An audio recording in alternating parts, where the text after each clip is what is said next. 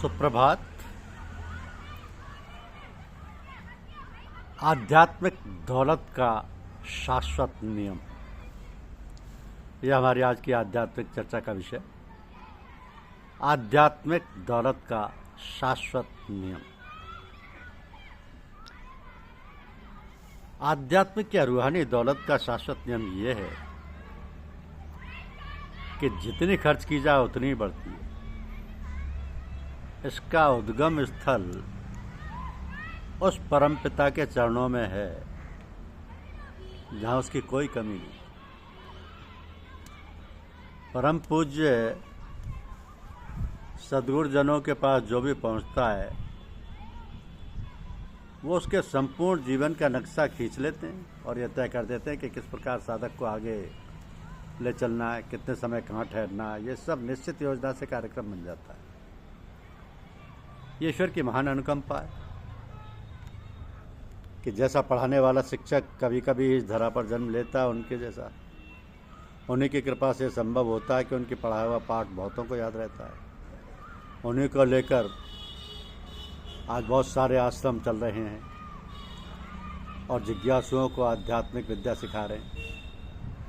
उनके अनन्य भक्त इस विद्या के प्रचार में स्थान स्थान पर उनकी देखरेख में अनवरत लगे हुए हैं। तो संत महात्माओं की महानता का एक बिंदु यह भी है कि उन्होंने अपने समय में ही शिक्षा का ढंग बड़े सुचारू रूप से अपने पितृरूप को सौंप दिया था और निश्चिंत हो मौन रूप से सब व्यवस्थाएं कर दी। वे कभी भीड़ लगाने के पक्ष में रहे ही। बड़े आदमी या संपन्न लोगों से दूर रहते थे क्योंकि वो जानते थे कि बड़े आदमियों की फरमाइशें पूरी नहीं हो पाएंगी। उनके पास तो जिज्ञासु आते, सीधे साधे और निर्धन, बस अपने कार्य में लगे रहते सब। इस प्रकार ध्यान रखते कि उनके पास आने वालों की आध्यात्मिक उन्नति हो तथा वह ईश्वर लाभ कर सके। अपने प्रेमियों की हर बात को ध्यान रखते, उनके पास ही से शायद ही कभी कोई खाली हाथ गया हो। उनके समान और कोई दान ही नहीं। कहे ना कि तेरे कर्म से बेनियाज कौन सी शय मिली नहीं, झोली अपनी तंग है तेरे यहाँ कमी नहीं। तो हमारे सिलसिले के जो भी संत महात्मा हैं उनकी आध्यात्मिक प्रक्रिया बहुत ही सरल रही है और यह महात्मा लोग भी बहुत शांत, सरल, गुप्त रीति से जिज्ञासुओं को आध्यात्म विद्या के शिक्षण कार्य कराते रहे। आपके पास बैठा व्यक्ति भी जान नहीं पाता कि आप आध्यात्म के विषय में कुछ जानते भी। केवल जिज्ञासु जो आपके प्रति समर्पित रहते हैं वे आत्मविभोर होकर कृतकृत्य हो जाते हैं। आपके पास जो आता है आप पर न्योछावर हो जाता है। हर एक व्यक्ति को जो भी आपके पास आता है, चाहे वो छोटा हो बड़ा हो, सभी को कुछ न कुछ कहकर संबोधित करते हैं, किसी रिश्ते से संबोधित करते हैं। ये सब सामान्य ढंग से होता रहता है, सामान्य ढंग से होता रहता है। एक बार की घटना है कि एक साधक के बहनोई जो कभी न पूज्य साहब के पास आते, न बाबूजी के पास आते, ना ही सत्संग में कोई दिलचस्पी रखते थे, कुछ सांसारिक कष्ट के कारण बड़े दुखी थे। और साधक ने उनसे कहा कि आप पूज्य बाबूजी के पास आइएगा, आपका कष्ट दूर हो जाएगा। तो जब बहनोई साहब पूज्य बाबूजी के पास गए, वहाँ जाकर उनका आदर सत्कार किया गया और बाबूजी ने उनको जीजाजी कहकर सम्मान दिया। तो बड़ी दीनता व प्रेम से उनके पास बैठकर सब परेशानी सुनी तथा तसल्ली व आश्वासन और आशीर्वाद देकर विदा किया। उनकी सभी आपदा विपदा सुखकारक सिद्ध हो गई। इस प्रकार आप सभी साधकों का ही नहीं बल्कि उनके संबंधियों का भी बड़ा ख्याल रखते। आप केवल सामने बैठा कर ये लोगों को आत्मविद्या का दान करते, ऐसी बात नहीं, बल्कि आप दूर से भी जिज्ञासुओं को आगे बढ़ाते रहते और उनका ध्यान रखते।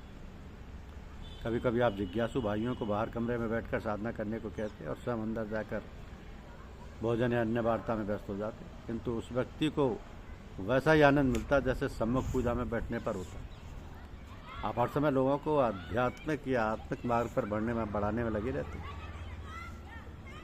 परंतु इसकी जानकारी केवल उसी को होती जिसको शक्तिपात या तवज्जो किया जा रहा है और उसे पता ही नहीं चलता। जो आपके पास बैठा बातें कर रहा हो, आप कहते रहते हे राम तेरे हाथ लाज है, एक बार एक नए साधक ने पूछा कि आप कैसे संत हैं, जो वाक्य वाक्य में ये शब्द दोहराते रहते हैं। बाबूजी ने कहा, भाई जब तक ये 5 तत्वों का शरीर है, कितना ही ऊंचा संत महात्मा क्यों ना हो, क्या पता कब पतित हो जाए। इसलिए अपने परम गुरुदेव की याद बनाए रखने से गिरने का खतरा नहीं रहता। जब कभी सत्संग में बैठते तो सामान्य व्यवस्था जो सबके लिए की जाती वहीं बैठते। भंडारे आदि में सबसे पीछे जहाँ जूते आदि रखे जाते हैं, बिना किसी के कुछ कहे बैठ जाते। पूजा के संबंध में अपने को छुपाए रखते, किसी को अपनी भक्ति या भक्त होने का आवास नहीं होने देते। आपके अधीन कर्मचारी भी आपके महात्मा होने के विषय में कुछ नहीं जान पाते थे। एक दिन आपके डाकखाने में एक कर्मचारी ने पूछा, बाबूजी आपके यहाँ दूर दूर से लोग आया करते हैं, सुना है आप कोई पूजा करवाते हैं सबको। तो जब बाबूजी ने इस कर्मचारी को इस संदर्भ में एक कहानी सुनाई कि गांव में एक साधारण पुरुष था, उससे एक दिन मजाक सूझा और उसने लोगों से कहना शुरू कर दिया कि मेरे पास आओ, मैं ईश्वर भक्ति सिखाऊंगा। कुछ लोग उसके पास आ गए ईश्वर भक्ति से। अब वो बहुत घबराया और अपनी बात पर लज्जित होने लगा। दूसरे दिन उसने सभी आए हुए व्यक्तियों से क्षमा मांगकर कहा कि मैं स्वयं भगवान को नहीं जानता, आप लोगों को क्या बताऊंगा। उस दिन तो मैंने ऐसे ही कह दिया था कि ईश्वर भक्ति सिखलाऊंगा। लोग बोले कि असली महात्मा की यही पहचान है कि अपने को कभी महात्मा नहीं कहते और अपने को छुपाए रखते हैं। इस प्रकार आदमियों का आना और भी बढ़ गया। जितना वो मना करता उतने ही आदमी और बढ़ते जाते। अब वो व्यक्ति बहुत घबराया, बेबस होकर भगवान के सामने सबसे हृदय से द्रवित होकर करुणा में पुकार करने लगा कि हे मालिक, तू मुझे अपनी भक्ति दे। पूज्य बाबूजी उस कर्मचारी से बोले कि मैं तो साधारण आदमी, मगर ये सब लोग भक्ति भाव से यहाँ इकट्ठा होते हैं और मैं ईश्वर से प्रार्थना करता रहता हूँ कि मुझे उसकी भक्ति मिले। इस कहानी को सुनकर वो कर्मचारी चुप हो गए। पूज्य बाबूजी ने ईश्वरीय को बिना थोड़े सारी बात कर दी। ये था उनका ईश्वरीय बातों पर पर्दा रखने का ढंग। और परम पूज्य बाबूजी ने जीवन में परमात्मा से राम नाम ही केवल चाहा और उसी में मस्त रहे, वही सबको बांटते रहे। एक बार आपको किसी कार्य के लिए धन की आवश्यकता पड़ी, आपने अपने एक प्रिय साधक से कुछ रुपये मांग लिए और कार्य हो गया। उस साधक ने कुछ दिनों बाद पूज्य बाबूजी से जानना चाहा कि क्या संतों को भी आर्थिक कठिनाई झेलनी पड़ती है। पूज्य बाबूजी ने बड़ी सरलता से उत्तर दिया कि भाई परमात्मा के यहाँ से सब कुछ प्राप्त किया जा सकता है, मगर हमने तो राम नाम ही अभी तक मांगा है, क्योंकि इसके सामने और कुछ मांगने की इच्छा ही नहीं होती। इस प्रकार पूज्य बाबूजी की भक्ति निष्काम थी। आप जीवन में आर्थिक और शारीरिक कष्टों का सामना करते रहते और सदैव परमात्मा की भक्ति चाहिए। जिसे न चाहिए कबू कुछ, तुम संग सहज संग। धन्यवाद। यूट्यूब चैनल को लाइक और सब्सक्राइब अवश्य कीजिए। शुक्रिया।